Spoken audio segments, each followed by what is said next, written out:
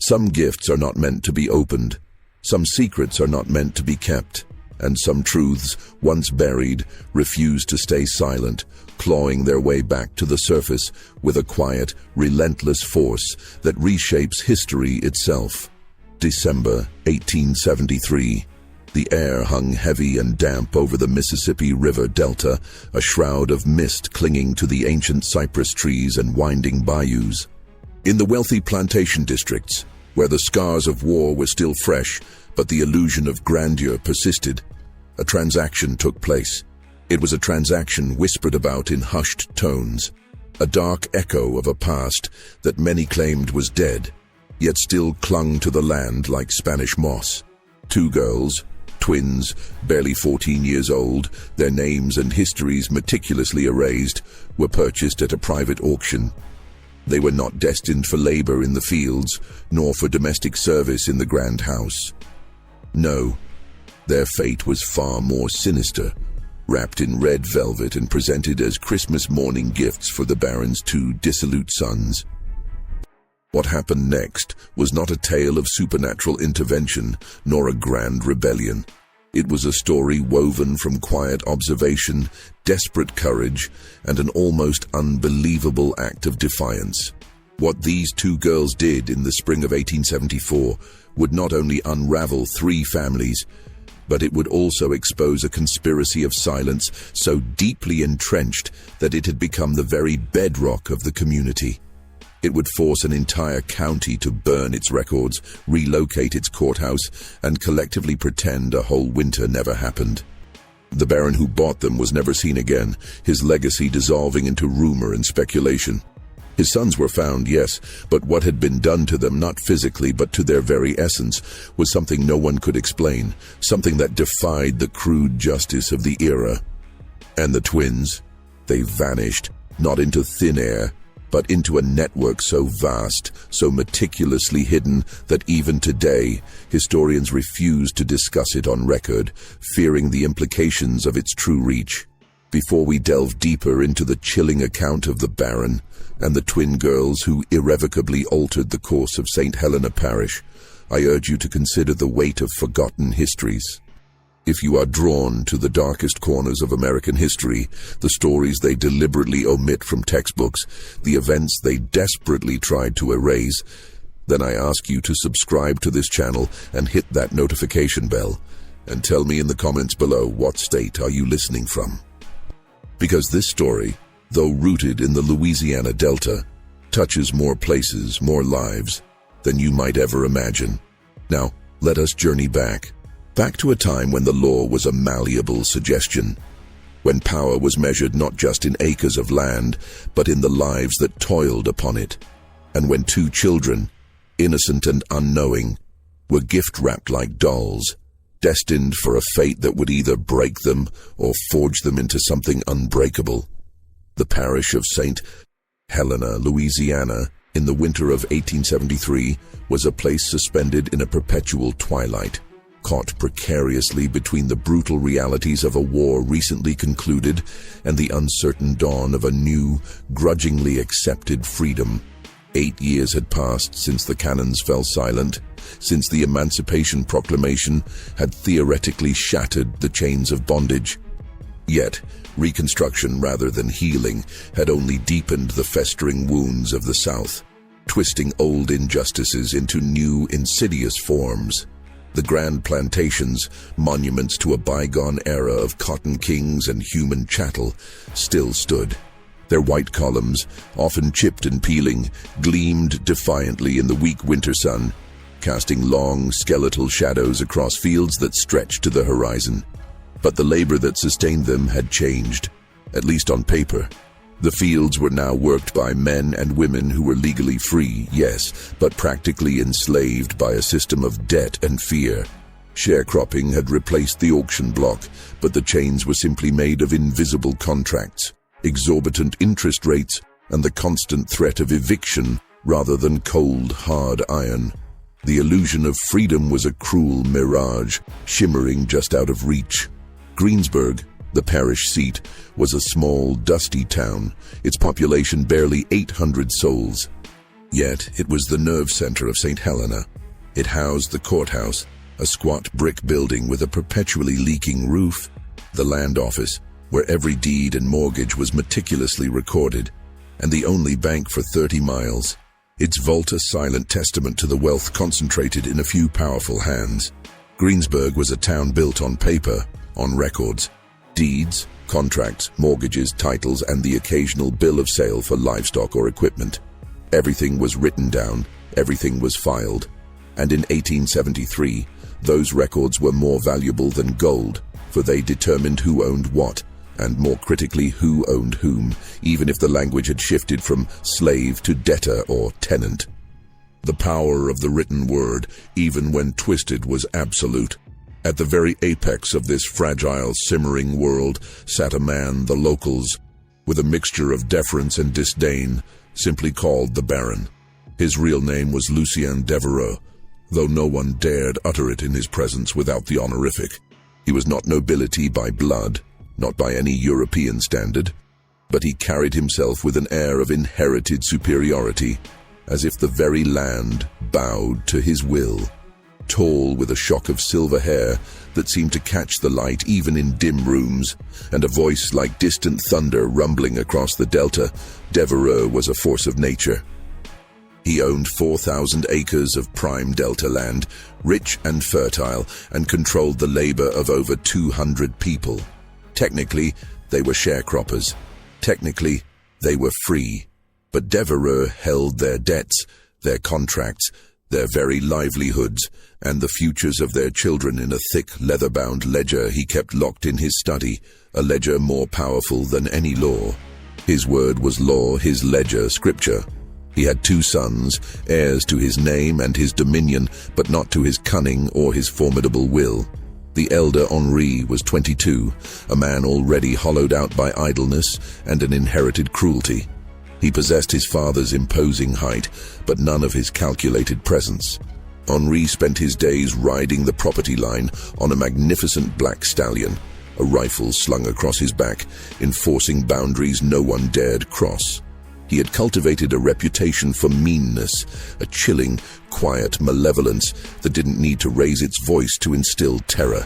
Workers who displeased him found their rations mysteriously cut, their cabins searched without warning, their children suddenly reassigned to the farthest, most back-breaking fields.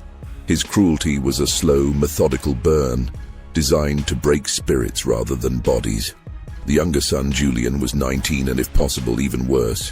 Where Henri was cold and calculating, Julien was volatile, a live wire of unpredictable rage and self-indulgence. He drank too much cheap whiskey, gambled away sums his father quietly covered, and took far too much pleasure in watching things break, be it a glass, a spirit, or a bone. He had been expelled from 2 different schools in New Orleans, returning home each time with mounting debts his father grudgingly paid, and a temper his father, for reasons no one understood, quietly ignored. Julien collected things, an array of gleaming guns, wickedly sharp knives, and exotic birds he kept in ornate cages until, neglected and starved, they died. He was perpetually bored, and boredom in a young man with unchecked power and a cruel streak was a truly dangerous thing, a spark waiting for kindling. Lucien Devereux loved his sons not for who they were, but for what they represented, the continuation of his name, the perpetuation of his empire. He loved them as a king loves his heirs, as extensions of his own power. And in December of 1873, as the festive season approached, he decided to give them a gift that would bind them to him forever, a gift that would teach them the ultimate brutal lesson of power, that some people are not people at all, but things, and things, no matter their form, can be owned, controlled, and disposed of at will. The Devereux estate, known simply as the Baron's Place by the locals, sat at the end of a long, winding, oak-lined drive that seemed to stretch on forever, an arboreal tunnel leading to a forgotten past. The house itself was a sprawling 3-story monument to a world that, despite all evidence, Lucien refused to believe no longer existed. White-painted brick, its facade imposing and austere, with tall, narrow windows that seemed to stare out blankly, and wide verandas that wrapped around the entire structure, offering shade in summer and a chilling exposure in winter. Inside, the rooms were vast and cavernous, filled with heavy, dark furniture shipped from France, portraits of ancestors who were not truly ancestors but rather carefully selected figures from European nobility, and a silence so profound, so thick, it felt like a held breath waiting for something to shatter it. In the quarters behind the main house, a community of 200 souls lived in cabins that had not seen repairs since before the war. These were not the picturesque, whitewashed cottages of romanticized memory, but rough-hewn shacks, their roofs patched with tin, their walls chinked with mud, their floors bare earth. They worked the fields from the first blush of dawn until the last sliver of light faded from the sky, their bodies aching, their spirits weary. At night, they gathered in low voices, sharing what little they had. Meager portions of food, whispered stories of resilience, and urgent warnings passed from one generation to the next. They knew the Devereux family. They knew the casual cruelty of Henri, the explosive temper of Julien. And they knew what happened to those who displeased them. In December of 1873, a new kind of unease settled over the quarters, a premonition that something was coming, because the Baron had been making trips. 3 times in November, Lucien Devereux had taken the steamboat downriver to New Orleans, staying 2 or 3 days each time. He told no one where he went or what he did, his movements shrouded in his usual impenetrable secrecy. But when he returned, he carried himself differently, not with weariness, but with a subtle shift in his bearing, like a man who had made a momentous decision and was deeply pleased with its implications. His sons noticed, exchanging uneasy glances.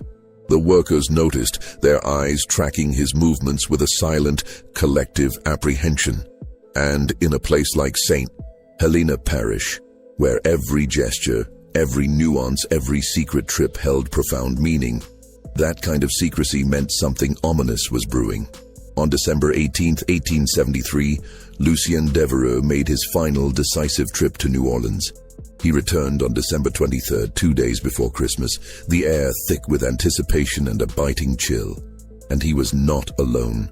The steamboat Crescent Belle, a paddle wheeler whose ornate filigree belied its cargo of human and material goods, docked at the Greensburg landing just after sunset on December 23rd. The air was cold and damp, the kind of pervasive chill that seeped into one's bones and settled there, refusing to be dislodged. A thin, ghostly mist rose from the dark, swirling waters of the river, curling around the moss-covered pilings and drifting like a phantom across the rough-hewn wooden planks of the dock. The few men unloading cargo, their breath pluming in the frigid air, worked with a frantic efficiency, eager to finish their arduous tasks and retreat to the meager warmth of their homes and hearths. Lucien Devereux descended the gangplank alone, a solitary, imposing figure. He carried a worn leather satchel clutched in one hand, and his long black wool coat, tailored to perfection, seemed to absorb the fading light, making him appear less a man and more a moving shadow against the twilight. He offered a curt nod to the dock workers, his gaze sweeping over them with an almost imperceptible disdain. But he did not speak. His silence was a command, a barrier. Behind him, emerging from the dimly lit passenger cabin, 2 figures materialized, hesitant and small against the vastness of the river and the encroaching night. They were girls, twins, identical in every discernible way, their features mirroring each other with an unsettling precision. They wore plain gray dresses, thin and threadbare, utterly inadequate for the biting cold that permeated the air. Their heads were covered with dark, coarse shawls, pulled low and tight, effectively obscuring their faces, rendering them anonymous. They carried nothing, no bags, no bundles, no small, cherished belongings, nothing to suggest they had come from anywhere specific or were destined for any particular place. They moved in perfect, almost synchronized unison, stepping off the boat together, stopping together, waiting together like 2 halves of a single silent entity. One of the dock workers, a man named Tobias Holt, a grizzled veteran of the riverfront, later recounted to his wife Martha that the girls never once looked up. Their eyes remained fixed on the ground, their gazes averted, as if the very act of looking might invite further misfortune. And when the Baron, with a dismissive flick of his wrist, gestured for them to follow, they did so without a moment's hesitation, without a single question, like shadows obediently trailing a body. Tobias, a man who had witnessed countless arrivals and departures, felt a prickle of unease. There was something profoundly unsettling about their absolute stillness, their utter lack of protest. Devereaux led them to a covered wagon, its canvas top stained and weathered, which stood waiting at the end of the dock. The driver, a man named Cato, a stoic and taciturn individual who had worked the Devereaux stables for decades, climbed down from the driver's seat. His face, etched with years of sun and toil, betrayed no emotion as he opened the back flap of the wagon. The Baron gestured again, a silent command, and the twins, without a word, climbed inside, disappearing into the dark interior. Cato, his movements practiced and efficient, closed the canvas flap, securing it tightly. With a creak of wheels and a soft thud of hooves on the muddy road, the wagon rolled away, swallowed by the gathering darkness and the swirling river mist. No one asked questions. No one ever did, not when it concerned the Baron. To question was to invite trouble, and trouble in St. Helena Parish often arrived with a swift, brutal finality. But Tobias Holt, who had seen many things in his 43 years, the rise and fall of river fortunes, the quiet desperation of the newly free, the casual cruelty of the powerful, said later that he felt something profound that night, a coldness that had nothing to do with the biting weather. A sense that something profoundly wrong, something deeply unnatural had just arrived in St. Helena Parish, and that it would not leave quietly. It was a premonition, a shiver down his spine that lingered long after the wagon's rumbling faded into the night. The wagon took the river road, a narrow, winding track that followed the serpentine course of the Mississippi back to the Devereaux estate. The journey, nearly an hour long, was arduous. The road was deeply rutted and uneven, a testament to years of neglect and heavy rains, and the wagon's wheels groaned and creaked with every jolt and turn, a mournful lament against the silence of the night. Inside the wagon, shrouded in darkness, the twins sat in perfect silence. Cato, who drove with his back to them, his senses attuned to the road and the horses, later swore that he never heard them speak. Not once, not a whisper, not a sigh, not even the subtle shift of breathing. It was as if they had ceased to exist, becoming mere cargo, silent and inert. When the wagon finally rolled through the imposing wrought iron gates of the Devereaux estate, it was nearly 8 o'clock. The house, a beacon of light in the surrounding darkness, was illuminated from within, every window glowing with the warm, inviting lamplight that belied the coldness within its walls. Henri and Julien, their figures silhouetted against the bright interior, were waiting on the front veranda, smoking cigars, their faces illuminated by the flickering embers, their eyes fixed on the long, dark drive. When they saw the wagon emerge from the gloom, they straightened, flicked their cigars into the damp dirt, and descended the wide stone steps, their footsteps echoing faintly. Lucien Devereaux climbed down from the wagon, a triumphant smile playing on his lips, a rare display of genuine satisfaction. He looked at his sons, his gaze sweeping over them with proprietary pride. "Gentlemen," he said, his voice warm and resonant, filled with a chilling pleasure, "your Christmas gifts have arrived." Henri's brow furrowed almost imperceptibly, a flicker of something akin to unease crossing his usually impassive face. Julien, however, grinned, a wide, predatory smile that revealed too much. Cato, ever efficient, opened the back of the wagon, and the twins, moving with their characteristic unsettling synchronicity, climbed out. For the first time, bathed in the bright, unforgiving light spilling from the house, the Devereaux sons could see them clearly. They were undeniably young, 14, perhaps 15 years old, their bodies still slender, not yet fully formed. Their skin was a warm, light brown, their hair dark and braided tightly against their scalps, meticulously neat. Their faces, now fully visible, were indeed identical. High, delicate cheekbones, full, unsmiling lips, and dark, fathomless eyes that reflected the lamplight like polished obsidian, revealing nothing of the thoughts or emotions that lay beneath. They possessed a striking, almost ethereal beauty, the kind that made men uncomfortable, precisely because they were still children, and beauty in children, especially those in such a vulnerable state, was a dangerous, often tragic thing. Julian, ever the more impulsive and overtly cruel, stepped forward, circling them slowly, his gaze lingering, inspecting them with the detached scrutiny one might apply to a prize horse or a newly acquired hunting dog. Henry remained where he was, his expression unreadable, a mask of cold indifference. "Where did you find them, father?" Julian asked, his voice laced with a possessive curiosity. "New Orleans," Lucien replied, his tone smug. "A private sale. Very private. They have no papers, no family, no history. As far as the world is concerned, they do not exist. They are ghosts, waiting to be given form by our will." Henri's frown deepened, a subtle crease between his brows. "Father, the law," he began, a hint of caution in his voice. Even Henri, with all his cruelty, understood the shifting sands of the post-war legal landscape.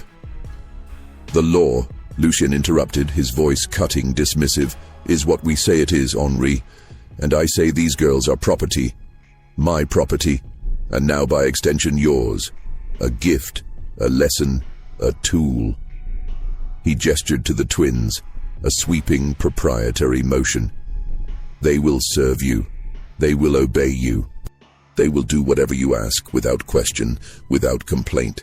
Consider them an education in power, gentlemen, because power is not merely what you inherit. It is what you take. It is what you assert. It is what you command." Julian laughed, a sharp, ugly sound that grated on the ears, devoid of genuine mirth. Henri, as was his custom, said nothing, his silence more chilling than his brother's laughter. The twins stood perfectly still, their eyes still fixed on the ground, their hands folded neatly in front of them, a picture of passive obedience. They did not react to Lucien's words, did not flinch, did not even seem to breathe. They simply waited, two silent statues in the harsh lamplight. Lucien Devereux clapped his hands once, a sharp, decisive crack that echoed in the cold night air. "Take them inside," he commanded Cato, his voice now brisk and businesslike. "Put them in the east wing, the small room at the end of the hall, lock the door, and ensure they are fed sparingly." Cato nodded, his face still impassive, and gestured for the twins to follow. They did, moving with that same eerie unison, their footsteps silent on the wooden steps of the veranda, then fading into the echoing silence of the house. As they disappeared into the cavernous interior, Lucien turned back to his sons, a triumphant glint in his eyes. "Merry Christmas, gentlemen," he said, his voice a low purr of satisfaction. "Use them wisely. And remember, they are a testament to our enduring will." And then he went inside, leaving Henri and Julian standing in the biting cold, staring at the door through which the twins had vanished, the implications of their father's gift slowly settling upon them. That night no one in the quarters slept well. The workers, huddled in their unheated cabins, whispered to each other in the dark, passing along what little they knew, what little they had observed. That the Baron had brought something back from New Orleans, something locked away in the East Wing, something that was a gift for his sons. The air was thick with unspoken fears, with the chilling understanding that the old ways, though legally abolished, were far from dead. And in the main house, in the small cold room at the very end of the East Wing, the twins sat on the bare floor in the impenetrable darkness, holding each other's hands, their bodies pressed together for warmth and comfort, and waited for Christmas morning. for whatever new horror it might bring. Their silence was not submission, but a deep, watchful stillness, a quiet assessment of their new prison. Christmas Day, 1873, dawned not with the festive cheer of carols and bright lights, but with a cold, oppressive grayness. The sky was the color of old iron, heavy and unyielding, pressing down on the delta. A light, persistent rain began to fall just after sunrise, a soft, rhythmic tapping against the tall, narrow windows of the Devereux house, like the insistent drumming of fingernails on glass, a mournful accompaniment to the day. Inside, the Devereux family gathered in the main parlor, a vast, dimly lit room dominated by a massive fireplace that offered little warmth. Lucien Devereux sat at the head of the long, polished mahogany table, dressed in a dark, impeccably tailored suit, his silver hair combed back with meticulous precision, his expression serene, almost beatific, as if he had just performed a great act of benevolence.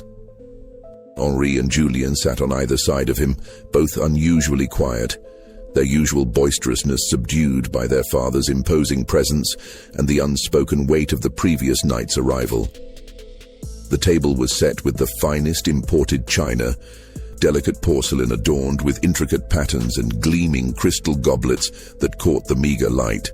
The breakfast, a lavish spread of smoked ham, fluffy biscuits, homemade preserves and steaming coffee, was served by two women from the quarters, their faces impassive, their movements swift and practiced, their eyes meticulously kept downcast, avoiding any direct contact. No one mentioned the twins. Their presence, though palpable, was a silent, uncomfortable truth, an elephant in the opulent room. After breakfast, Lucien rose from the table, a subtle gesture of his hand commanding his sons to follow. They walked through the cavernous house in silence, their footsteps echoing on the polished wood floors, the sound amplified in the stillness, until they reached the east wing, a less frequently used section of the house, colder and more sparsely furnished. Lucien produced a small, ornate key from his waistcoat pocket, its brass gleaming dully, and with a soft click, unlocked the heavy wooden door at the very end of the hall. The room was small, barely larger than a closet and sparsely furnished. A narrow, uncomfortable-looking bed with a thin mattress, a single rickety wooden chair, and a washstand with a chipped porcelain basin. The air was stale, tinged with the scent of dust and confinement. The twins were sitting on the bare floor where they had been left the night before, their bodies pressed together, still holding hands, still utterly silent. They looked up when the door opened, their dark eyes meeting Lucien's gaze for a fleeting moment, but their expressions did not change, remaining as unreadable as polished stone. Lucien stepped aside, a theatrical flourish, and gestured for his sons to enter the small, cramped space. "They are yours now," he said simply, his voice devoid of emotion, as if discussing a new piece of farm equipment. "Do with them as you please. They are yours to command." And then he left, closing the door behind him with a soft, definitive thud, leaving his sons alone with their gifts. What transpired in that small, cold room over the next 3 months is not entirely known, not in its full, brutal detail. The twins, Cora and Clara, never spoke of it in later years, their silence a testament to the unspeakable. And the Devereux sons, Henri and Julien, never offered any explanation, their memories conveniently selective. But there are fragments, whispers, pieces of testimony gathered later from the workers in the quarters, individuals who saw things, heard things, noticed things in the periphery of their own arduous lives. These fragments pieced together paint a chilling, implicit picture. A woman named Delphine, who worked in the main house as a cook, her hands perpetually stained with flour and grease, said that the twins were brought down to the kitchen every morning for a single meager meal. A crust of stale bread, a cup of water sometimes if they were lucky, a piece of bruised fruit. They ate quickly, their movements precise and economical, in silence, their eyes never meeting hers. As soon as they finished, they were taken back upstairs, their presence a fleeting, unsettling shadow. Delphine swore they never looked at anyone, never asked for anything, never made a sound. Their silence was absolute, unnerving. A man named Ezra, who tended the stables, his hands gnarled from years of handling horses and heavy equipment, said that he saw Julian Devereux leading the twins out to the old carriage house one afternoon in late January. The air was crisp, the ground still hard with frost. He remembered Julian's laughter, a harsh, discordant sound that carried on the wind, and the twins' utter lack of response. Ezra said he heard sounds coming from the carriage house, sharp, splintering sounds, like wood breaking or something being struck, but he did not investigate. No one investigated. To investigate was to invite the Baron's wrath, and that was a price no one was willing to pay. He simply turned his back, pretending not to hear, not to see. A young girl named Bess, barely 12 years old, who worked in the laundry, her small hands perpetually chapped from lye soap and cold water, said that she saw the twins once through a window. It was a rare moment of stillness in her day. She said they were standing in their small room, facing each other, their hands clasped together and their lips were moving, a silent, rhythmic motion. She said it looked like they were praying, a desperate, unheard supplication, but she could not discern the words. Their faces, even from a distance, seemed etched with an ancient sorrow. And a man named Samuel, who drove the Devereux carriage, a sturdy, reliable man who had served the family for decades, said that in early March he was ordered to take Henri and the twins into Greensburg. The spring air was beginning to soften, carrying the scent of damp earth and budding magnolias. He remembered Henri sitting in the carriage with them, his posture rigid, his gaze fixed straight ahead, while the twins sat perfectly still, their hands folded in their laps, their eyes downcast, as if carved from wood. Samuel said that when they reached the town, Henri took them into the courthouse, the very same courthouse where land deeds and contracts were filed, where the fate of so many was decided on paper, and they were inside for nearly an hour. When they emerged, Henri was smiling, a thin, satisfied curl of his lips, and the twins, as always, were not. Their faces remained blank, unreadable. Samuel, a man of quiet observation, said he asked Henri what they had done in the courthouse, a rare moment of curiosity overcoming his usual discretion. Henri, with a dismissive wave of his hand, told him to mind his own business, his tone sharp and warning. But Samuel noticed something. When the twins climbed back into the carriage, one of them, he could not tell which, for their resemblance was uncanny, was holding a piece of paper. It was folded small, tucked discreetly into the sleeve of her plain grey dress, almost invisible. But he saw it. Just for a fleeting moment, a flash of white against the drab fabric. He never saw it again. The paper, like so many other things in their lives, vanished into the shadows. By mid-March, the workers in the quarters were whispering about the twins. Not because of what they had seen, for they had seen little, but because of what they had not seen. The twins had been at the Devereux estate for 3 long, silent months, and in all that time, no one had heard them speak, not a single word. Not a cry of pain, not a sigh of despair, not even the softest sound of human utterance. Their silence was a profound, unsettling mystery. Some said they were mute, born without the gift of speech. Some said they were broken, their spirits crushed beyond repair. Some, the more superstitious among them, whispered that they were something else entirely, something unnatural, something touched by the spirits of the bayou. And then, on the night of March 19th, 1874, as the first fireflies began to dance in the humid air, everything changed. The long, silent vigil was about to break. The twins, Cora and Clara, had not been idle in their confinement. Their silence was not a sign of submission, but a shield, a carefully constructed facade behind which their minds, sharp and resilient, worked with a quiet, desperate intensity. Their mother, back in Virginia before the fire, had been a seamstress, but she had also possessed a fierce love for learning. She had taught her daughters to read and write, skills considered dangerous for their station, but skills that would ultimately become their salvation. She had taught them to decipher the intricate loops and flourishes of the written word, to unlock the secrets held within pages. In the Devereux house, a place where books were more often decorative than read, they had found a hidden treasure. In the dusty, forgotten corners of the East Wing, in a small, unused library that smelled of mildew and neglect, they discovered old books, volumes of law, forgotten histories, even a few tattered novels. No one thought to lock them away, for who among the help would dare touch such things? And who among the Devereux family would even notice? Late at night, long after the house had fallen silent, after the last lamp had been extinguished, Cora and Clara would slip from their room. They moved like ghosts, their bare feet silent on the cold floorboards. By the faint, flickering light of a stolen candle stub, or sometimes by the pale glow of the moon filtering through a grimy window, they would read. They devoured the words, absorbing them, understanding them.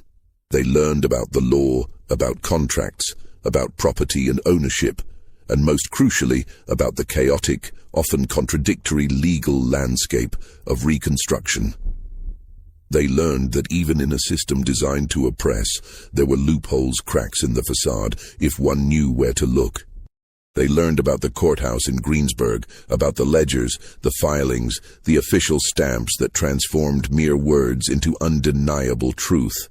They understood that paper, properly executed, held a power even greater than the Baron's wealth or his son's cruelty. When Henri had taken them into town in early March, ostensibly to file the document that officially registered them as property of the Devereux family, a grotesque, illegal act, yet one that went unchallenged in St. Helena Parish in 1874, Cora had seized her opportunity. While Henri, distracted and arrogant, spoke with the clerk, Cora, with a preternatural calm, had slipped away. She had found the records room, a dusty, dimly lit chamber filled with towering shelves of ledgers. Her eyes, trained by countless hours of secret reading, quickly located the specific ledger where the document was to be filed, and with a heart pounding like a trapped bird, she had stolen a blank page, a pristine sheet of official paper, its edges crisp, its surface waiting for words. It was that page, folded small and tucked into the sleeve of her dress, a tiny, fragile seed of hope that the twins now carried. It was their weapon, their shield, their only chance. They had endured the past 3 months not out of submission, but out of a desperate, calculated patience, waiting for the precise moment to strike. Their silence was not brokenness, but a profound, terrifying strength. March 19, 1874, was a Thursday, a day that began like any other, but would end in a seismic shift. The weather had turned decisively warm, the first real languid warmth of spring, a welcome reprieve from the biting cold of winter. The air, thick with humidity, smelled of wet earth, of burgeoning life, of the sweet, intoxicating scent of jasmine beginning to bloom. The workers in the quarters, their bodies weary but their spirits lifted by the promise of easier days, finished their day's labor in the fields, their hoes and shovels clanking softly, and returned to their cabins, grateful for the longer daylight hours. At the main house, the routine of power and privilege continued. Lucien Devereux was in his study, a room heavy with the scent of old leather and cigar smoke, reviewing his ledgers by the soft glow of a single oil lamp, his brow furrowed in concentration. Henri was in the parlor, sprawled in a velvet armchair, idly flipping through a week-old newspaper, his attention elsewhere. Julien, ever restless, was in the stables, the air thick with the smell of hay and horseflesh, drinking cheap whiskey from a flask, and meticulously cleaning his favorite rifle, its barrel gleaming ominously. The twins, Cora and Clara, were in their small, cold room, as they had been every night for 3 months, their presence a silent, almost forgotten fixture of the East Wing. At approximately 9 o'clock, as the last vestiges of twilight faded into a moonless, star-dusted night, Delphine, the cook, was walking back to her cabin in the quarters.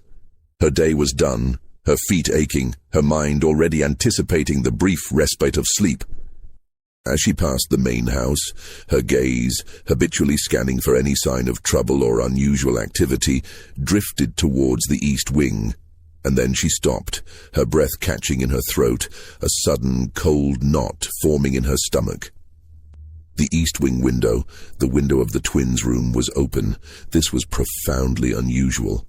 Delphine remembered distinctly that the window had been nailed shut back in January, after Julien, in a fit of pique, had complained that the twins were staring out of it too much, their silent gazes unsettling him.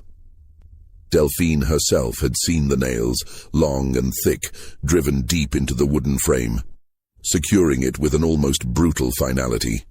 But now the window was undeniably open, a dark, rectangular void against the dimly lit wall, and the thin, grimy curtain was fluttering gently in the soft night breeze, a silent signal. Delphine stood frozen in the darkness, her heart beginning to pound a slow, heavy rhythm against her ribs, watching, waiting. And then she saw movement. A shadow, impossibly quick and low, passed across the open window, and then another, a mirror image. The twins were climbing out. Delphine's first instinctive reaction was to cry out, to raise the alarm, to fulfill her unspoken duty to the Baron. But something stopped her, a powerful, almost primal force. Maybe it was the way the twins moved, silent, deliberate, purposeful, like creatures of the night. Maybe it was the memory of the sharp, splintering sounds she had heard coming from the carriage house weeks ago, sounds she had tried to forget. Maybe it was the simple, profound human understanding that some people, no matter their station, deserve to run, deserve a chance at escape. Or perhaps it was the chilling realization that their escape, however improbable, was a silent act of justice. She said nothing. She simply turned, her movements slow and deliberate, and walked back to her cabin, her gaze fixed straight ahead, her ears straining for any sound from the house. She did not look back. Not once, fearing that to do so might break the fragile spell, might betray the silent pact she had just made with her conscience.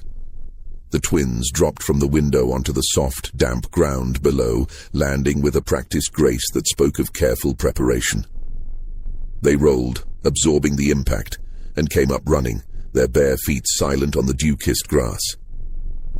They did not head for the main road, nor for the river, which offered a perilous escape. Instead, they ran toward the quarters, a cluster of dark, silent cabins nestled at the edge of the Devereux property. They moved through the darkness like wisps of smoke, slipping between cabins, their forms barely discernible against the deeper shadows. They avoided the few workers who were still outside, lingering by their cabin doors, enjoying the cool night air. They seemed to know exactly where they were going, their path unerring, as if they had planned this moment, rehearsed it countless times in their minds, as if they had been waiting for this precise confluence of warmth, darkness, and opportunity. They stopped at a cabin near the very edge of the quarters, a small, humble structure that housed a woman named Iris and her 3 young children. Iris was a widow. Her husband, a quiet, hard-working man, had died 2 years prior in a tragic accident involving a runaway plough and a spooked horse. She worked the fields from dawn till dusk, her back bent, her hands calloused, and kept mostly to herself, her grief a silent companion. The other workers respected her for her quiet strength, her unwavering resilience in the face of relentless hardship. The twins approached the cabin door, their hearts pounding, and knocked softly, a hesitant, almost imperceptible tap. Iris opened it, her face etched with weariness, her eyes still heavy with sleep. She saw them standing there in the pale moonlight, 2 identical figures, their faces stark and serious, and she froze, a gasp catching in her throat. Her first thought was that they were ghosts, or perhaps a dream. "Please," one of the twins said, her voice a soft, hoarse whisper, barely audible above the chirping of crickets. It was the first word anyone had heard either of them speak in 3 months. a sound so fragile it seemed it might shatter. Her voice was rough, as if unused, a rusty hinge creaking open. "Please, we need help." Iris stared at them for a long, agonizing moment, her mind racing, trying to reconcile the silent, ghost-like figures she had seen with these two desperate speaking girls. The implications of their presence on her doorstep were terrifying. Then, slowly, she stepped aside, her movements stiff, and let them in, closing the door softly behind them, plunging the small cabin into near darkness. Inside the cabin, by the flickering, uncertain light of a single tallow candle, the twins, Cora and Clara, finally told their story. Their voices, though still soft, gained strength as they spoke, the words flowing out, a dam breaking. They were not from Louisiana. They were from Virginia, from a small, unassuming town near Richmond, nestled amidst rolling hills and tobacco fields. Their mother had been a gifted seamstress, her nimble fingers capable of intricate embroidery, their father a strong, dependable blacksmith, his forge a constant source of warmth and light. They had lived a quiet life, a good life, filled with the simple rhythms of work and family until tragedy struck in the summer of 1872. Their parents had died in a sudden, devastating fire that consumed their small home, leaving them orphaned and alone. The twins, who were barely 13 at the time, had no other family, no kin to take them in. They were taken in by a local church, its pastor promising to find them a safe home, a new beginning. Instead, the church, burdened by its own poverty and the overwhelming number of war orphans, had sold them. Not officially, of course, not legally, not with a bill of sale, but sold them nonetheless to a man who dealt in children, orphans, runaways, anyone who would not be missed, anyone whose absence would go unremarked. The man, a shadowy figure who moved between states, had taken them to New Orleans, a city teeming with both opportunity and desperation. There, they were kept in a cramped, squalid house with other children, all of them waiting like livestock to be sold again, their futures hanging by a thread. In December of 1873, Lucien Devereux had come to that house. He had inspected the children with a cold, calculating gaze, his eyes devoid of pity, the way one might inspect a herd of cattle. And he had chosen the twins, their identical features and quiet demeanor, apparently appealing to his sense of acquisition. He had paid in cash, a thick wad of bills, and had taken them away, their fate sealed. They had been at the Devereux estate for 3 months. 3 months of being locked in a small, cold room, of being used, of being treated as things rather than people, their humanity systematically stripped away. They had endured it because they had no choice, no means of escape. But they had also been planning, meticulously, patiently, their minds working in the shadows. Because the twins had a secret, a weapon more potent than any physical force. They could read, and they could write. Their mother had taught them back in Virginia, before the fire, instilling in them a love for knowledge that transcended their circumstances. And in the Devereux house, in the dusty, forgotten library, they had found books. Old books, forgotten books, books that no one thought to lock away, for who would care about such things? They had read them in secret, late at night, by the faint, stolen light of a candle, or the pale glow of the moon. And they had learned things. They had learned about the law, about the intricate dance of contracts and property, about the loopholes that existed in the chaotic aftermath of Reconstruction. They understood that while the spirit of the law might be ignored, the letter of the law, if properly invoked, still held sway. And they had learned about the courthouse in Greensburg, about the power of official documents, of signatures and stamps. When Henri had taken them into town in early March, ostensibly to file the document that would legally bind them to the Devereux family, Cora had acted. While Henri, engrossed in his own self-importance, spoke with the clerk, Cora, with a heart hammering against her ribs, had slipped away. She had found the records room, a labyrinth of shelves and dusty ledgers, and with a flash of insight, she had located the specific ledger where their fate was to be recorded. And she had stolen a blank page, a pristine official sheet of paper, waiting to be filled with words of freedom. It was that page, folded small and tucked into Cora's sleeve, that the twins now showed to Iris. It was their declaration, their desperate plea. "We can write our own document," Cora said, her voice gaining a quiet conviction. "We can say we were freed. We can say we have the right to leave. But we need a witness, someone who will sign it, someone who will say it is true, someone who will stand with us."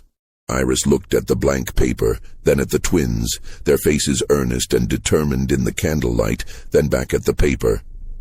The weight of their request settled upon her, heavy and terrifying. "If I sign this," she said slowly, her voice barely a whisper, "and they find out, they will kill me. They will kill my children." The fear was raw, palpable. "If you do not sign it," the other twin, Clara, said quietly, her voice steady, "they will kill us, and they will continue to do what they do. Nothing will change." Iris was silent for a long, agonizing time. Outside, the night was still and warm, the air thick with the scent of damp earth. Somewhere in the distance a dog barked, a lonely sound in the vast darkness. The candle flickered, casting dancing shadows on the cabin walls, making the twins' faces seem both ethereal and resolute. She thought of her own children, sleeping soundly in the next room, and the precariousness of their existence. She thought of the injustices she had witnessed, the quiet suffering of her community. And she thought of the courage these two young girls, barely more than children themselves, possessed. Finally, with a deep, shuddering breath, Iris reached for the pen, its nib scratching faintly against the rough paper of the table. Her hand trembled, but her resolve, once found, was firm. Iris signed the document in the early hours of March 20th, just before the first faint blush of dawn touched the eastern sky. Her hand shook visibly as she wrote her name, the simple, elegant script a testament to her own quiet education. But her signature, once completed, was clear and legible, a defiant mark against the Baron's power. The twins, their faces alight with a fragile hope, thanked her with a profound, silent gratitude. They folded the precious paper carefully, meticulously, and tucked it back into Cora's sleeve. A secret weapon hidden in plain sight. "What will you do now?" Iris asked, her voice still laced with a tremor of fear, but also with a burgeoning sense of awe. "We will leave," Clara said, her voice now imbued with a quiet certainty. "Tonight, before they notice we are gone, before the sun fully rises and illuminates our absence. And if they catch you?" Iris pressed, her gaze searching their faces. The thought of the Baron's retribution was a cold dread in her stomach. The twins looked at each other, a silent communication passing between them, a shared understanding forged in hardship. And for the first time, Iris saw something in their dark eyes that was not fear, not despair, but something colder, something harder, something utterly unyielding. It was a glint of steel, a spark of defiance. "They will not catch us," Cora said, her voice flat, resolute. But they did not leave that night. Because before they could, before the first rays of the sun could fully pierce the darkness, something happened that changed everything, accelerating their carefully laid plans into a desperate, immediate gamble. At approximately 6 o'clock in the morning, as the first roosters began to crow, Julien Devereux, restless and bored even in the early hours, decided to make his way to the east wing to check on the twins. He found the door locked, as always, a symbol of his control, but when he unlocked it and pushed it open, the small room was empty. The narrow bed was undisturbed, the single chair vacant. The window, which he himself had ordered nailed shut, was open, the thin, grimy curtain fluttering gently in the nascent morning breeze, a silent, mocking banner of escape. Julian's face, usually flushed with drink or anger, went stark white. A cold, primal fear, unfamiliar and unwelcome, gripped him. He ran downstairs, his heavy boots pounding on the polished wood, shouting for his father, for his brother, for anyone who could hear him. his voice raw with a mixture of rage and disbelief. Within minutes, the entire Devereux estate was plunged into chaos. The quiet morning, usually reserved for the slow, deliberate preparations for the day's work, was shattered by shouts and frantic activity. Lucien Devereux, roused from his sleep, his face a mask of fury, ordered an immediate, comprehensive search. Every cabin in the quarters was to be inspected, every nook and cranny turned inside out. Every worker was to be questioned, their answers scrutinized for any hint of complicity. The twins were to be found, and they were to be brought back, no matter the cost, no matter what it took. His authority, his very image of control, had been challenged, and that was an unforgivable offense. Henri, ever the dutiful if cruel son, took a group of armed men and began systematically searching the vast fields.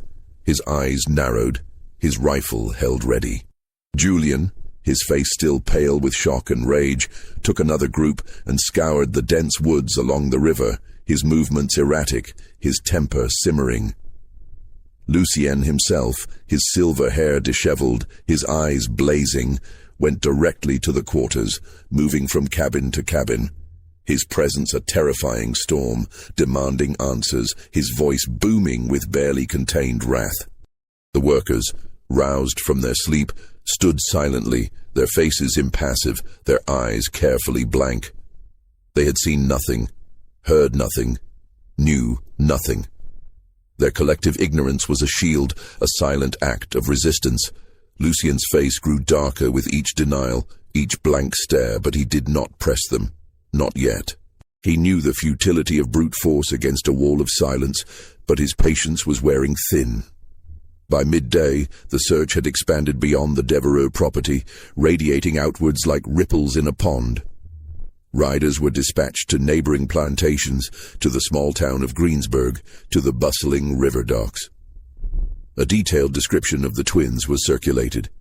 Identical girls, 14 or 15 years old, light brown skin, dark hair braided tightly, wearing plain grey dresses, but no one had seen them. The delta, vast and unforgiving, seemed to have swallowed them whole. By evening, as the sun dipped below the horizon, casting long, ominous shadows, Lucien Devereux was beyond furious. He gathered his sons in his study, the air thick with tension, and slammed the heavy oak door shut. The workers, standing outside in the yard, their ears straining, could hear his voice, a low, guttural roar, though they could not make out the specific words. The sound was enough. It spoke of a man pushed to the brink. And then, just after sunset, as the first stars began to prick the darkening sky, something happened that no one, not even Lucien Devereux in his wildest imaginings, expected. The twins walked out of the quarters. They walked calmly, deliberately, side by side, their hands folded neatly in front of them, their faces composed, almost serene. They walked across the dusty yard, past the stables where the horses whinnied nervously, past the old carriage house, and stopped directly in front of the main house, their small figures silhouetted against the lamplit veranda. Their return was not a surrender, but a calculated, audacious challenge. Lucien Devereux, who had been pacing the veranda like a caged tiger, stopped dead, staring at them in utter disbelief. His mouth opened, then closed, then opened again, no words coming out. "Where have you been?"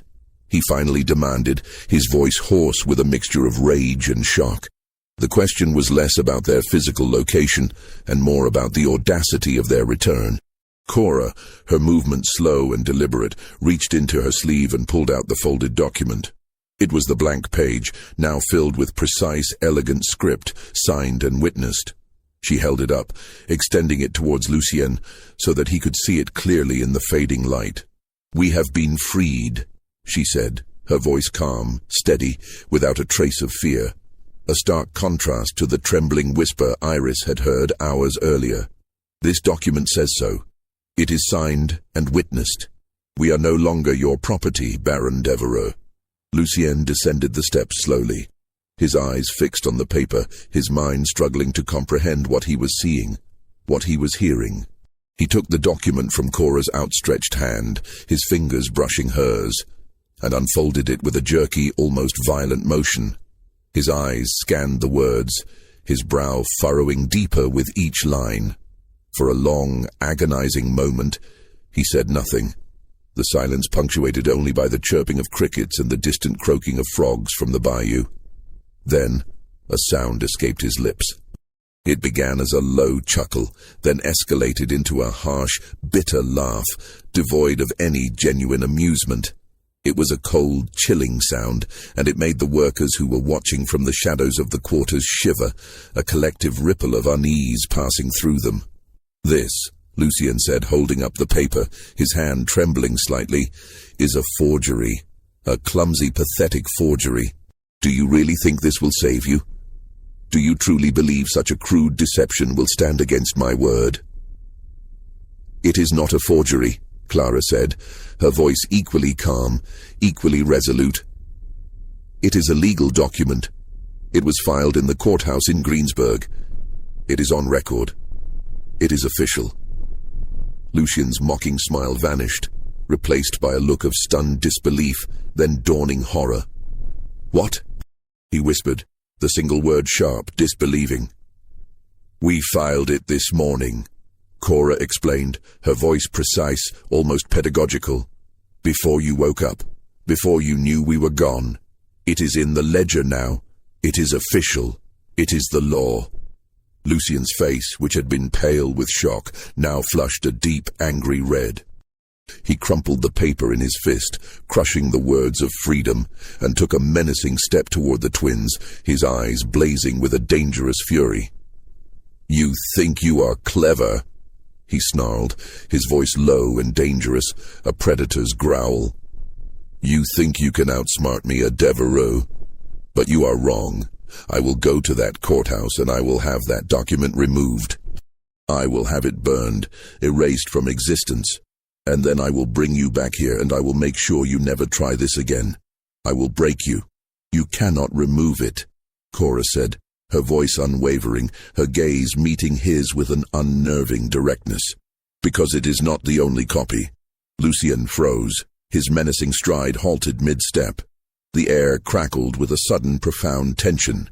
"We made 3 copies, Clara elaborated, her voice a soft, chilling echo of her sister's. "One is in the courthouse, officially filed. One is with a witness who will testify on our behalf, a person of good standing in this community. And one is hidden where you will never find it, a safeguard.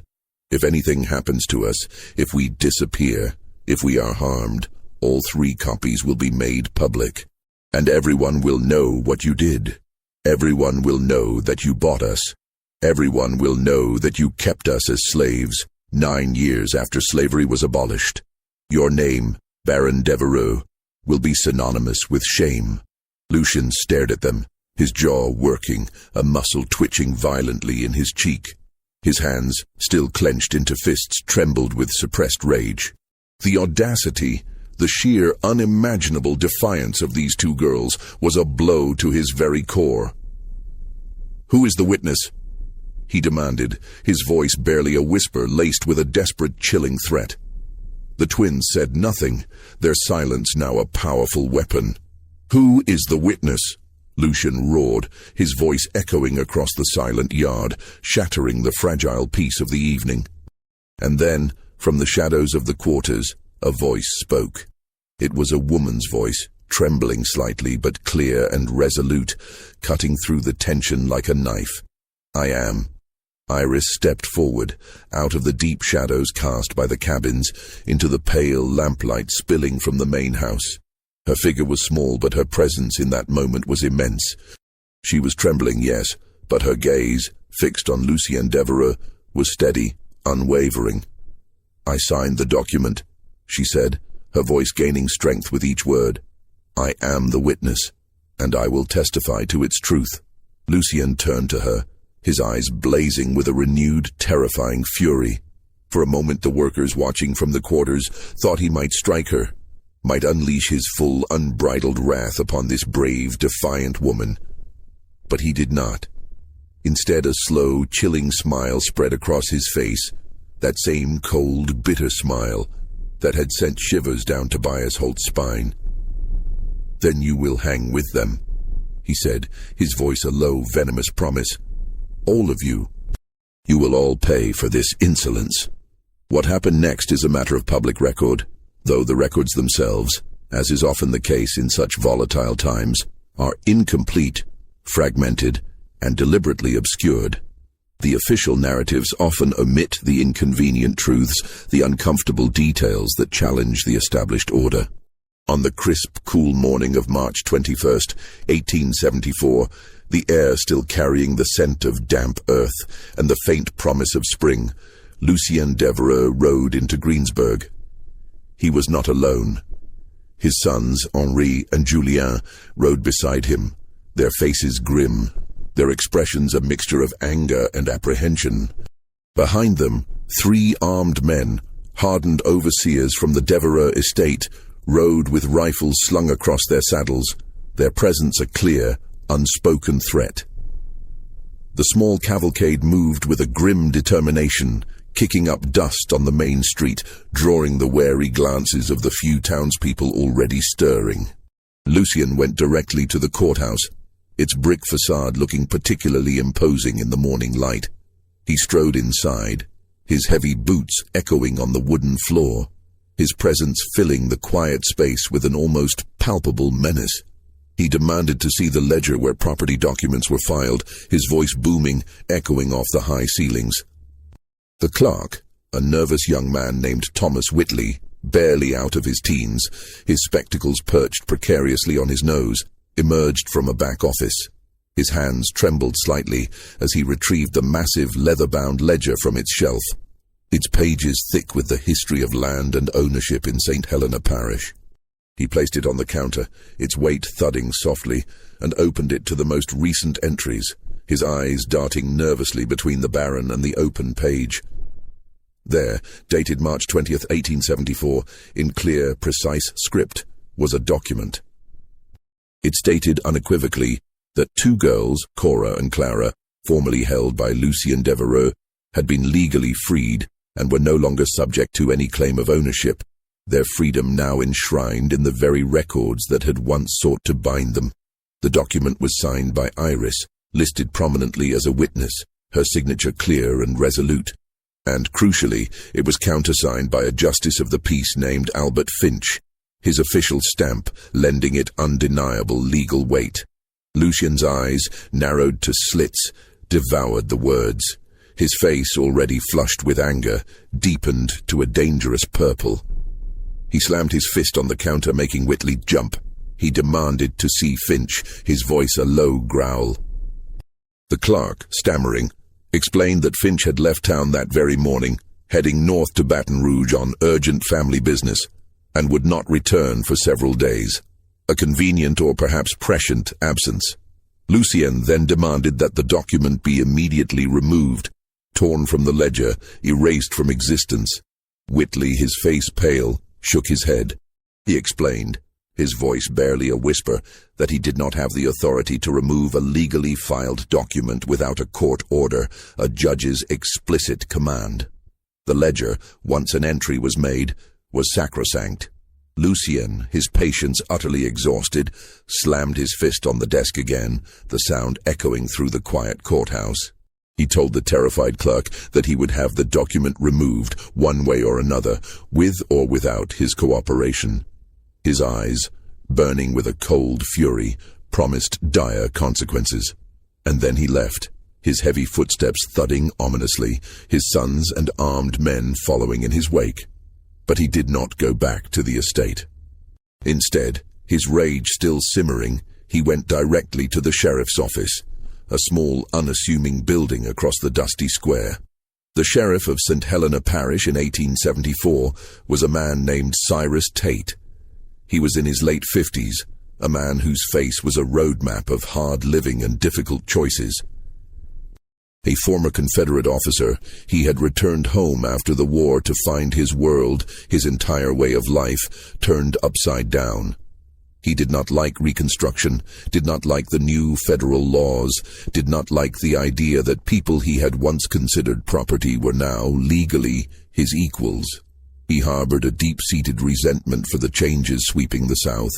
But he was also a practical man, a pragmatist who understood the shifting tides of power. He knew that the law, however much he disliked its new iterations, was still the law, and his duty was to uphold it, however reluctantly. Lucien Devereux burst into Tate's office, his anger radiating from him like heat from a furnace. He told Tate in no uncertain terms that 2 girls had stolen property from him, that they had forged a legal document, and that they were inciting rebellion among his workers. He demanded that they be immediately arrested and returned to his custody, their insolence punished. Tate, a man of few words, listened patiently, his gaze steady, unblinking. When Lucien finished his furious tirade, Tate asked calmly to see the document. Lucien, still seething, produced the crumpled copy that Cora had given him, tossing it onto Tate's desk with a dismissive gesture. Tate picked it up, smoothed out the creases, and read it slowly, meticulously, his eyes tracing each word. Then he looked up at Lucien, his expression unreadable. "This says they were freed, Mr. Devereux," Tate stated, his voice flat, devoid of judgment. "It is a forgery." Lucien roared, his fist slamming onto the desk, making the inkwell jump. "A blatant criminal forgery. Do you have proof of this forgery, Mr. Devereux?" Tate asked, his voice still calm, his gaze unwavering. "A sworn affidavit? A witness to the act of falsification?" "I do not need proof," Lucien thundered, his face contorted with rage. "They are my property. They were purchased legally, before the eyes of God and man." Tate leaned back in his creaking wooden chair, his gaze sweeping over Lucien, then to the crumpled document. "Mr. Devereux, with all due respect, slavery is illegal, has been for 9 years. The 13th Amendment. If these girls were held against their will, that is a crime. And if this document is on file at the courthouse, signed by a justice of the peace, then as far as the law is concerned, they are free. My hands are tied." Lucien's face went dark, a dangerous storm cloud gathering. "Whose side are you on, Tate?" he snarled, the question a thinly veiled threat. "I am on the side of the law, Mr. Devereux," Tate said, his voice hardening slightly, a flicker of steel in his eyes. "And the law, as it stands, says they are free. I cannot arrest free citizens without cause." Lucien stood abruptly, his chair scraping loudly across the floor, his hands shaking with barely suppressed rage. "Then the law," he spat, his voice dripping with contempt, "is wrong. And you, Sheriff, are a fool." He turned abruptly and walked out of the sheriff's office, his sons and his men following, leaving Tate alone in the quiet office, the crumpled document still on his desk. And that is when things began to unravel, not just for Lucien Devereux, but for the fragile peace of Greensburg itself. Because Lucien Devereux, in his blinding fury, made a catastrophic mistake. He went back to the courthouse, his mind consumed by a singular destructive purpose: to erase the document, to obliterate the evidence of his humiliation. Thomas Whitley, the young clerk, was still behind the counter, his face pale, his hands still trembling. He saw Lucien and his entourage re-enter, and a cold dread settled over him. Lucien strode directly to the counter, his eyes fixed on the ledger. He demanded it again, his voice low and menacing. Whitley, summoning a desperate courage, refused to hand it over. He clutched the ledger to his chest, his knuckles white. Lucien, without a word, grabbed the young man by the collar of his shirt, his grip like iron, and shoved him violently against the wall, the impact rattling the shelves of documents. Henri and Julien stood by, watching, their faces impassive, while the 3 armed men positioned themselves by the door, blocking any escape, any intervention. But Whitley was not alone in the courthouse that day. There were other people present, a few other clerks, a couple of lawyers reviewing documents, a handful of townspeople filing papers, and they saw what happened. They saw the Baron, a man of immense power, physically assaulting a public official, his rage unchecked. One of them, a respected local lawyer named Marcus Hale, a man known for his quiet integrity and sharp legal mind, stepped forward. He was a man of medium height, with a neatly trimmed beard and intelligent, piercing eyes. He had witnessed the entire scene, his initial shock giving way to a cold, righteous anger. He told Lucian, his voice calm but firm, to release the clerk. Lucian, his focus entirely on the ledger and the terrified Whitley, ignored him, his grip tightening. Hale raised his voice, making it carry through the suddenly silent courthouse. "Mr. Devereaux, you are assaulting a public official. This is a grave offense. If you do not release him immediately, I will have you arrested." Lucian turned slowly, his eyes blazing with a wild, dangerous light, finally acknowledging Hale's presence. "You will do nothing, lawyer," he snarled, his voice dripping with contempt. "You will stand aside and mind your own business." "I will do what the law requires, Mr. Devereaux," Hale retorted, his voice unwavering, his gaze meeting Lucien's with equal intensity. "And the law requires that I report this assault." And then, in a moment of unbridled, incandescent rage, a moment he would later regret with a bitterness that would consume him, Lucien Devereux drew a small, silver-plated pistol from his coat pocket. The metallic click of the hammer being cocked echoed loudly in the sudden profound silence of the courthouse. He pointed it directly at Marcus Hale, his hand trembling slightly, but his intent clear. The room went utterly silent. No one moved, no one breathed. The air crackled with an unbearable tension. "The law," Lucian said, his voice shaking with fury, "is whatever I say it is, and I say you will be silent." But before he could utter another word, before he could make another move, Sheriff Tate walked into the courthouse.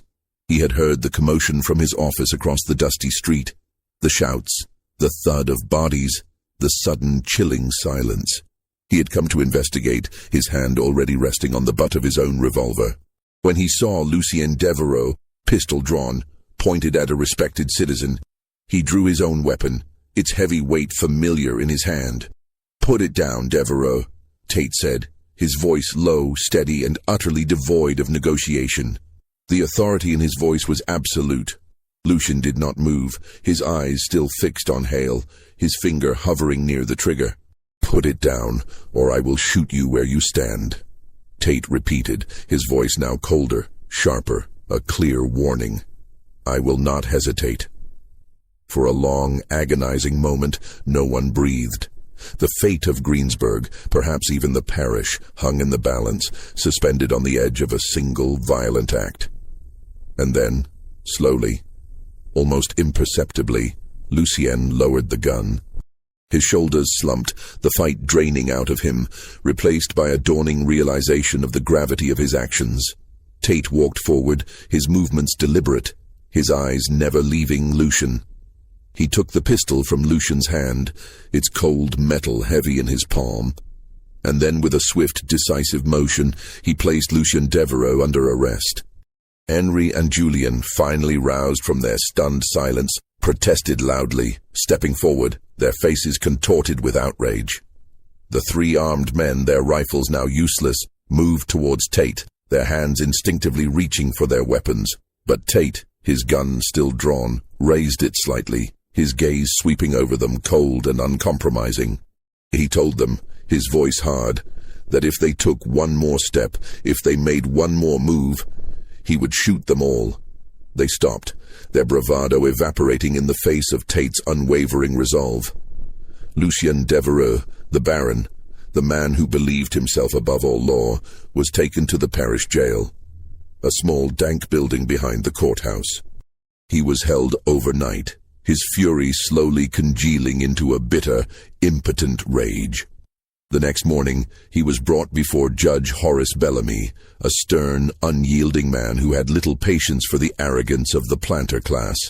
Lucien was charged with assault, attempted theft of public records, and threatening a public official. The judge, his face impassive, was not sympathetic. He set bail at $5,000, an enormous sum for the time, designed to keep a man incarcerated, and ordered Lucien to remain in custody until it was paid. But the damage, the irreparable damage to Lucien Devereux's reputation and authority, was already done. Because the story of what had happened in the courthouse spread like wildfire. By the end of the day, everyone in Greensburg knew. They knew that Lucien Devereux, the all-powerful baron, had tried to steal a legal document, that he had assaulted a clerk, that he had drawn a gun on a respected lawyer, and that he had been arrested by Sheriff Tate. And everyone knew why. Because 2 girls, 2 former slaves, 2 children, had outsmarted him.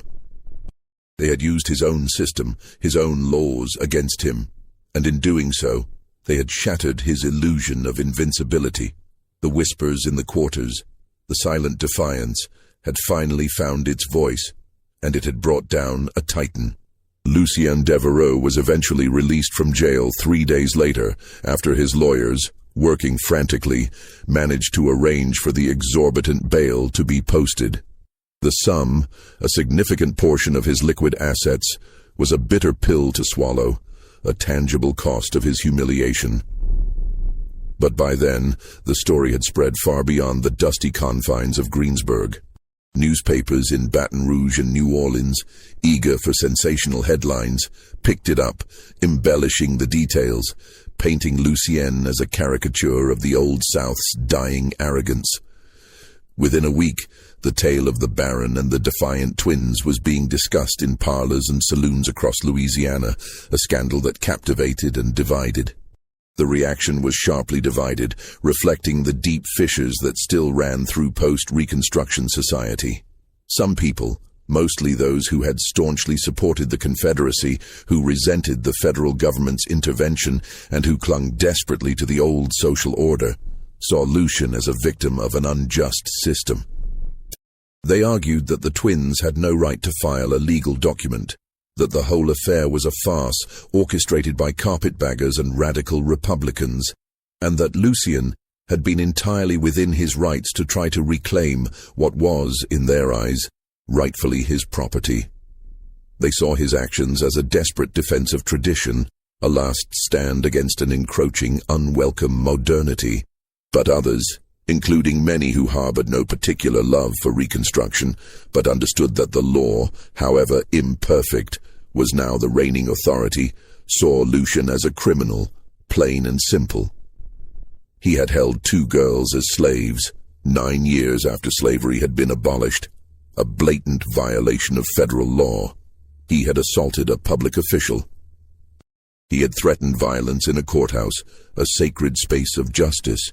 And he had been caught, his hubris exposed for all to see. His actions were not a defense of tradition, but an act of lawlessness, a dangerous challenge to the fragile new order. The legal case against Lucien Devereux dragged on for months, a protracted bitter battle fought in the stifling heat of the Louisiana summer. Lucien's formidable team of lawyers argued vehemently that the document filed by the twins was invalid, that it had been obtained through fraud and coercion, and that the girls should be returned to his custody, their freedom revoked. They painted the twins as cunning manipulators, tools of outside agitators. But the twins, Cora and Clara, had something Lucien Devereux did not, the undeniable, unvarnished truth, and they had the courage to speak it. They testified in court, their voices still soft, but clear and unwavering, their composure remarkable for their age.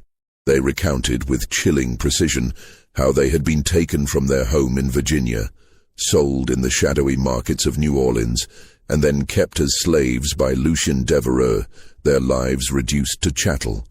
They described the conditions in which they had been held, the small, cold room, the meager food, the constant surveillance.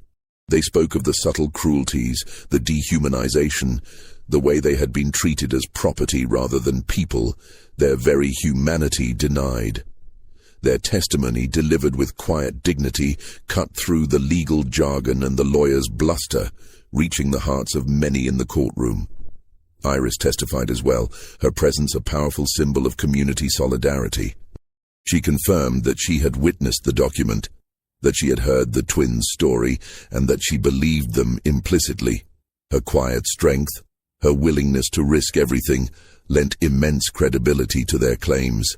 And Marcus Hale, the lawyer who had confronted Lucien in the courthouse, took on the twins' case pro bono, driven by a deep sense of justice.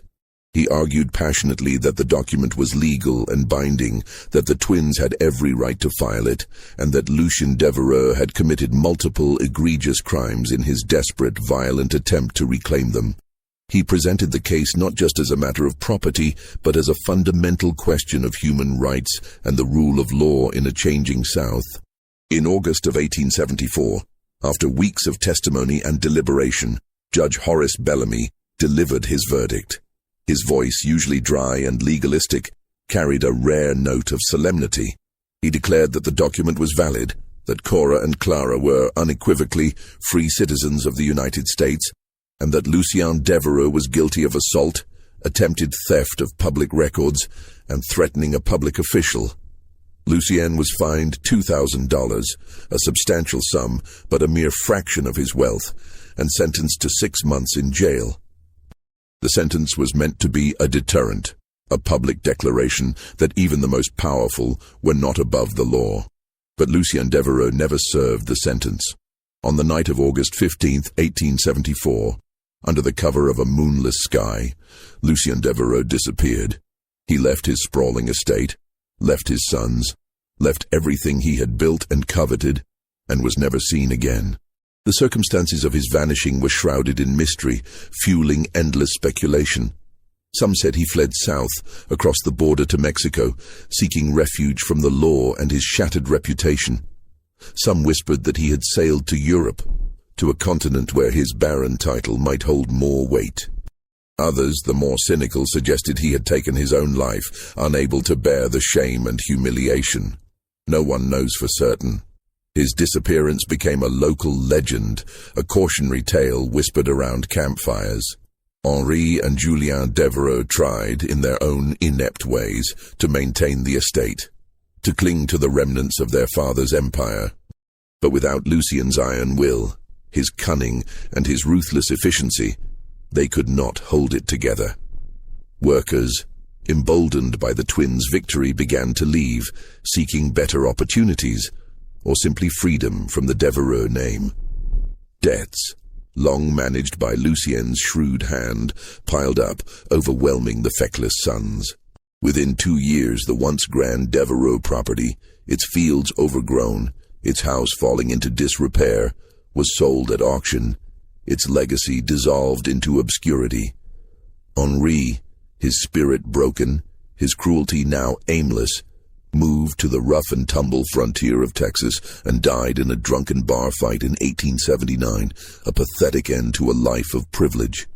Julien, consumed by his vices, drank himself to death in a squalid New Orleans boarding house in 1881, his body found by a sympathetic landlady.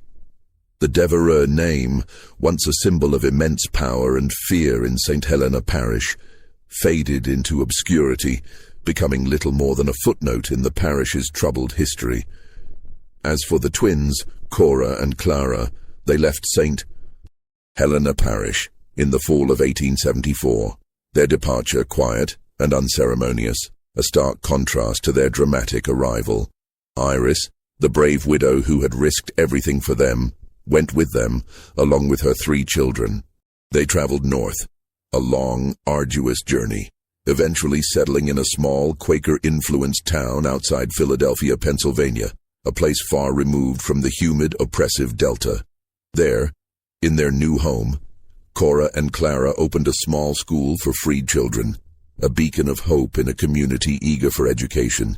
They taught reading, writing, and arithmetic, their lessons imbued with a quiet passion, and they never charged a fee, believing that knowledge should be freely given.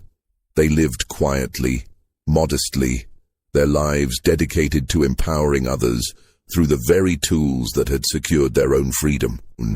They never spoke publicly about what had happened to them in Louisiana, the trauma too deep, the memories too painful to share with strangers.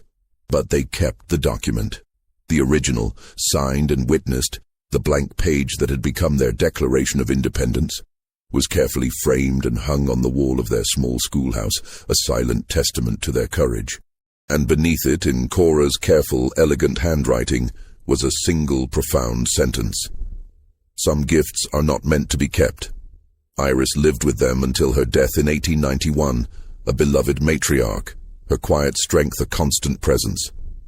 Her children grew up, married, and had children of their own, their lives flourishing in the freedom their mother had helped secure. And they all knew the story, passed down through generations, of the twin girls who had outsmarted a baron, who had used the power of words to change everything, and of the brave woman who had stood with them. Cora and Clara lived long, fulfilling lives, their bond unbroken. They died within a week of each other, in the harsh winter of 1929, their bodies finally succumbing to the passage of time. They were buried side by side in a small, unassuming cemetery in Pennsylvania, their graves unmarked, their names known only to a few. But their story, a testament to resilience, courage, and the quiet power of defiance, remains. It is a story that reminds us that history is not always written by the powerful, but sometimes by the silent, the overlooked, and the brave. What do you think of this story? Does it resonate with the hidden histories you believe are still buried in the records of places like St. Helena Parish? Leave your comment below. If you enjoyed this tale and want more dark historical mysteries like this, stories that make you question what really happened and challenge conventional narratives, then subscribe, hit the notification bell, and share this video with someone who loves stories that delve into the profound depths of the past. See you in the next video.